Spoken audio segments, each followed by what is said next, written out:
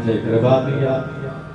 परिचय के बगैर कथा का फल अधूरा है। जैसे एक बच्चा मैट्रिक की परीक्षा में घर से जाए और परीक्षा हॉल में जैसे प्रवेश करे सज्जनों से भक्तों, और जैसे ही अपने स्थान में बैठे वो पेपर उसके हाथ में क्वेश्चन पेपर आ जाए, जितना पूछा गया वो सारे के सारे का वो उत्तर सही ढंग से दे दे, हैंड राइटिंग में अच्छा लिखे, और जब रिजल्ट आता है तो महाराज बच्चा फेल हो जाता है। कारण क्या बना कि जो पूछा था वो भी सही सही लिखा, हैंड राइटिंग अच्छा था, एक भी क्वेश्चन नहीं छोड़ा, लेकिन अंत में बच्चा फेल हो गया। क्या कारण बना? तो महाराज बच्चा हर दिन एक ही गलती कर रहा था। जैसे परीक्षा हॉल में जाता था, जो पूछा जाता था एक एक प्रश्न का उत्तर सही देता था सज्जनों, हैंड राइटिंग अच्छा लिखता था, लेकिन एक गलती हर दिन करता था कि रोल नंबर लिखना भूल जाता था। बोली शंकर भगवान की।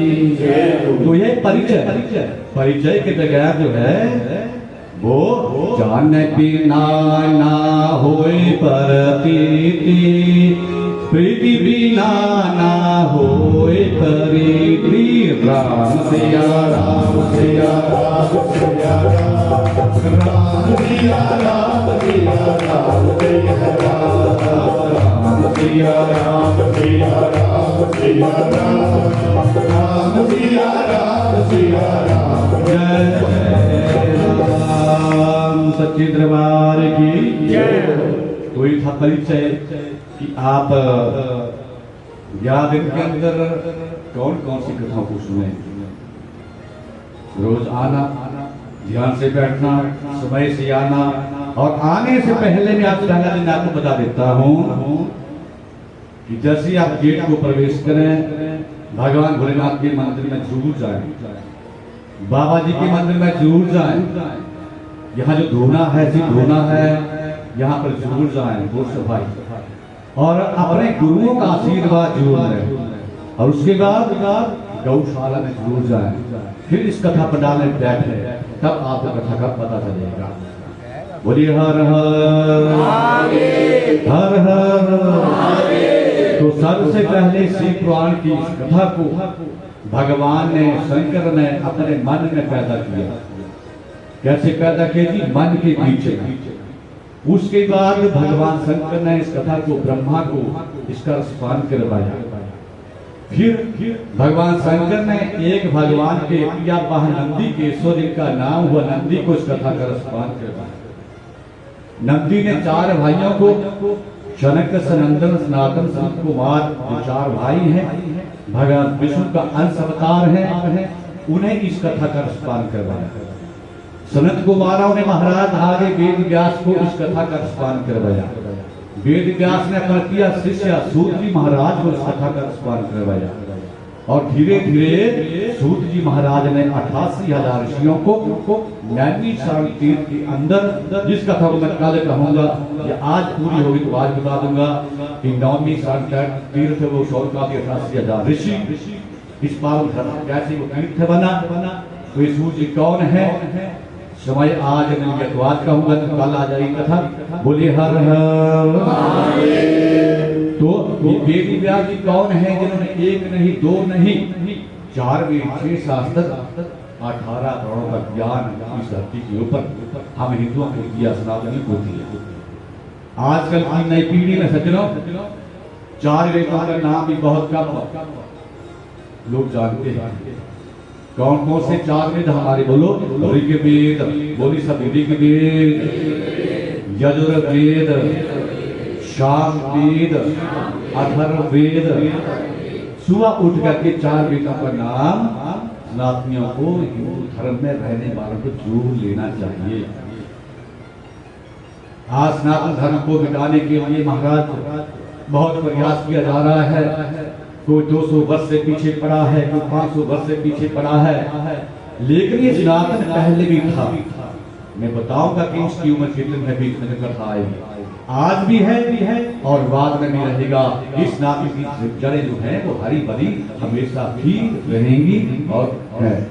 बोली सत्या सनातन धर्म की, सत्या सनातन धर्म की।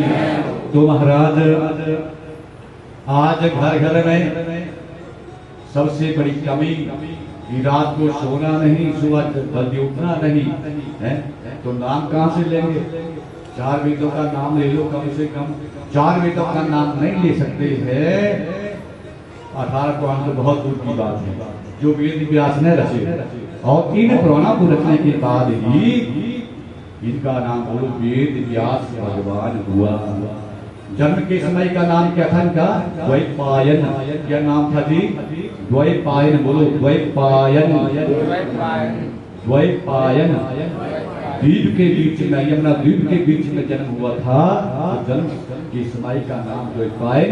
बाद में 1 नहीं 2 नहीं 4 वेद 6 शास्त्र 18 पुराणों को रच करके दिया। तो नाम पढ़िए, बोलिए वेद व्यास भगवान की। तो हमारे 18 जो पुराण हैं इनकी रचना बाद में हुई। पहले 4 वेदों का निर्माण किया, बहुत बड़े बड़े वेद, और आज्ञा दे दी कि इन वेदों का अध्ययन कौन करेगा? ब्राह्मण ही करेंगे। ब्राह्मण ही इन वेदों को घर में रखेंगे, ब्राह्मण ही पढ़ेंगे। जब ऐसा वेद व्यास ने फैसला ले लिया तो सभी साधु संत इकट्ठे होकर के ब्रह्मा के पास गए।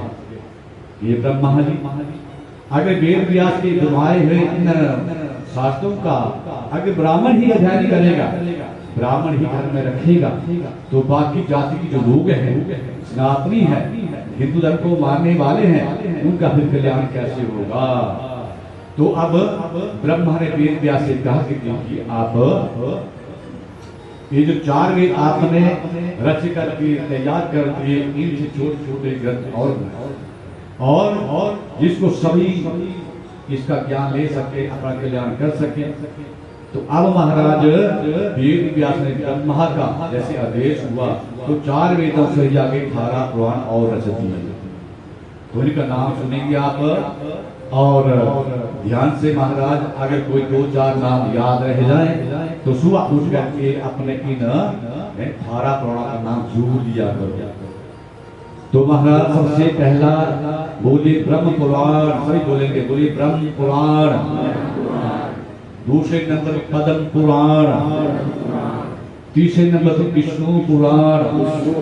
ये तो याद नहीं सकता है ना, ब्रह्म पुराण विष्णु पुराण याद रहेगा तो विष्णु पुराण, बोलिए विष्णु पुराण। फिर आता है शिव महापुराण। 5वें नंबर पर आता है भागवत पुराण। सजो यहाँ शंका हो जाती है, कुछ लोग कहते हैं कि ये 5वें नंबर पर भागवत पुराण आया, जिसकी जगह जगह आज भी कथा होती है, घर घर में कथा हो रही है, तो सजो ये 2 पुराण नहीं है। आपने कथा को कई बार सुना होगा कि जैसे ही वेद व्यास भगवान ने 18 पुराण को रच दिया, निर्माण कर दिया, फिर भी उनके मन में शांति नहीं थी, उदास थे।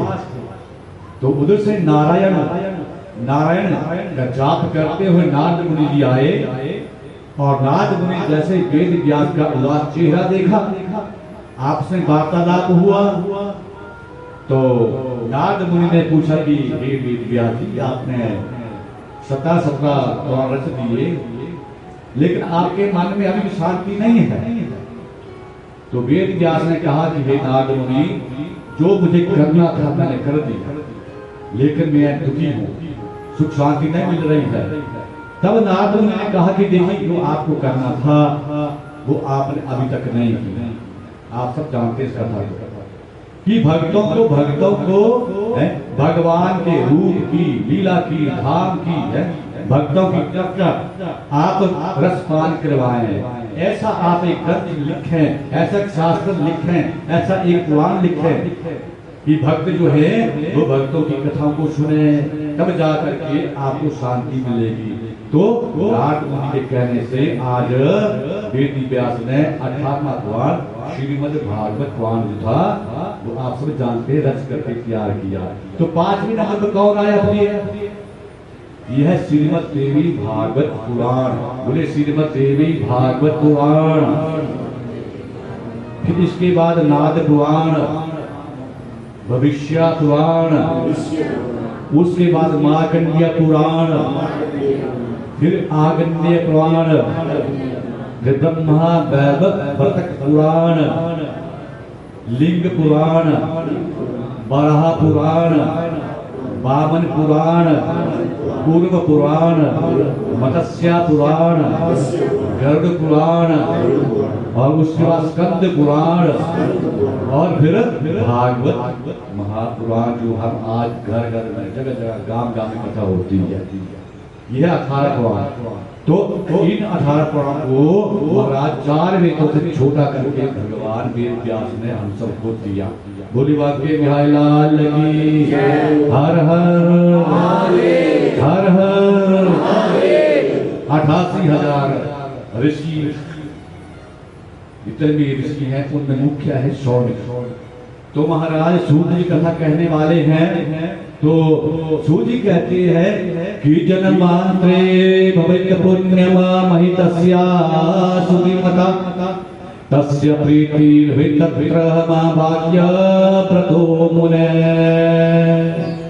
कि महाराज जिस कथा को सुनने से सारे जो पाप हैं, सारे जो दुख है वो नष्ट हो जाते हैं, वो है शिव महापुराण। कौन सा पुराण है जी? महापुराण। कौन सा पुराण है बोलो? और शिव महापुराण की कथा सुनने से सबका जो है वो कल्याण होता है। क्या होता है जी बोलो? सबका कल्याण होता है। क्या होता है जी?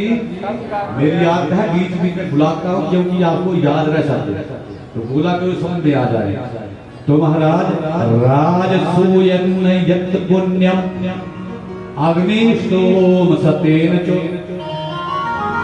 कि राजसूय यज्ञ करने से जो पुण्य मिलता है, राजसूय यज्ञ करना बड़ा आसान नहीं है महाराज, अरबों खरबों लगता है, और उसको करने के बाद पुण्य मिलता है। अग्निष्टोम सतेन चो, और सज्जनों 100 अग्निष्टोम यज्ञ करने से पुण्य मिलता है। तत्पुण्यम लभेत, वो सारा पुण्य जो है, वो सारा फल जो है, तत्पुण्यम वेद समझो है कथा श्रवण मात्रता, वो भगवान शिव की कथा को सुनने से मिलता है। इतना ये महान पुराण है। तो फिर बोलेंगे हर हर हर हर हर हर। पुराण श्रवणा शंभो निष्पापो चाइते नरा भोक्ता भोगासु विकला शिवलोकं वा पुरीयात्।